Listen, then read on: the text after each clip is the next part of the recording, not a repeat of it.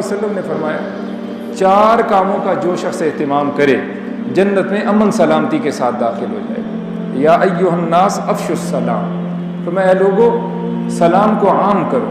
عام کرنا یہ ہے بندہ ہر کسی کو سلام کرے، تعارف ہے نہیں، اپنا ہے یا پرایا ہے، وہ چاہت والا یا غیر چاہت والا ہے، اس سے محبت ہو یا نہ ہو، جو بھی مسلمان سامنے آ جائے اس کو السلام علیکم کرے۔ یا ایھا الناس افشوا السلام، اے لوگو سلام کو عام کرو۔ اطعموا الطعام، کھانا کھلاؤ۔ صلوا الارحام، رشتہ داریوں کو جوڑو، ان کے حقوق کو ادا کرو۔ صلوا باللیل والناس نیام، اور چوتھا کام فرمایا تم راتوں کو نماز پڑھو جبکہ دیگر لوگ سو رہے ہوں۔ تدخلوا الجنت بسلام، تو تم سلامتی کے ساتھ، امن کے ساتھ، خیر خوبی کے ساتھ جنت میں داخل ہو جاؤ گے۔ ایک آدمی بیچارہ سخت غریب تھا جس کی کوئی حیثیت نہیں تھی، تو لوگ اس کے پوچھتے ہی نہیں تھے، کوئی حیثیت نہیں دیتے تھے۔ پھر تلک الایام نداولها بین الناس، یہ اللہ فرماتے ہیں یہ دن ہیں، یہ ایام ہیں، ہم ان کو لوگوں کے بیچ میں گردش دیتے ہیں، خوشحال بدحال ہو جاتا ہے، بدحال خوشحال ہو جاتا ہے۔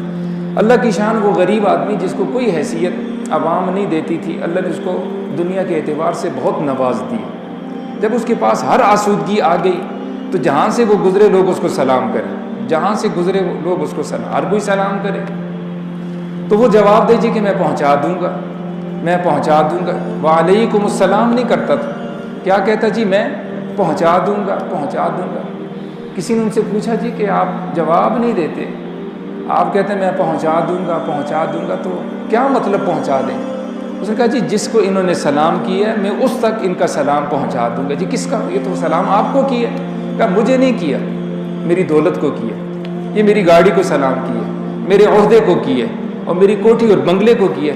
میری ذات کو اگر سلام ہوتا تو میری ذات تو پہلے بھی موجود تھی، مجھے کوئی لفٹ ہی نہیں کراتا تھا۔ تو عرض کرنے کا مقصد یہ افشوا السلام میں مجھے آپ کو یہ سمجھایا گیا ہے، یہ نہیں کہ ہم نے دنیاوی حیثیتوں کو دیکھ کر سلام کرنا ہے، نہیں، ہم نے دینی حیثیت کو دیکھ کر سلام کرنا ہے۔ اور ہر ایک مسلمان جس نے کلمہ پڑھا ہے اس کے بارے میں اللہ فرماتے ہیں انما المؤمنون اخوہ، وہ ہمارے مسلم بھائی ہیں، مومن بھائی ہیں، ہم نے ان کو حیثیت دینی ہے، خواہ وہ کسی بھی شعبے کے ساتھ وابستہ ہے یا وہ بہت برے ہیں، ہماری نگاہ میں برے ہیں، نماز نہیں پڑھتے بالفرض یا گناہوں میں لگے رہتے ہیں اور ان کی زندگی اچھائی سے دور ہے، پھر بھی ہم ان کو السلام علیکم کہیں گے۔ اس کا اہتمام فرمائیے۔ اللہ سے دعا ہے اللہ ہمیں دینی مسائل سیکھ کر عمل کی توفیق سے مالا مال فرمائے۔ یا رب لک الحمد کما ینبغی۔ هي الحلقات تحفظني بآيات من القرآن، هي الحلقات تملأني بحب المصطفى العدنان، هي الحلقات تحفظني بآيات من القرآن، هي الحلقات تملأني بحب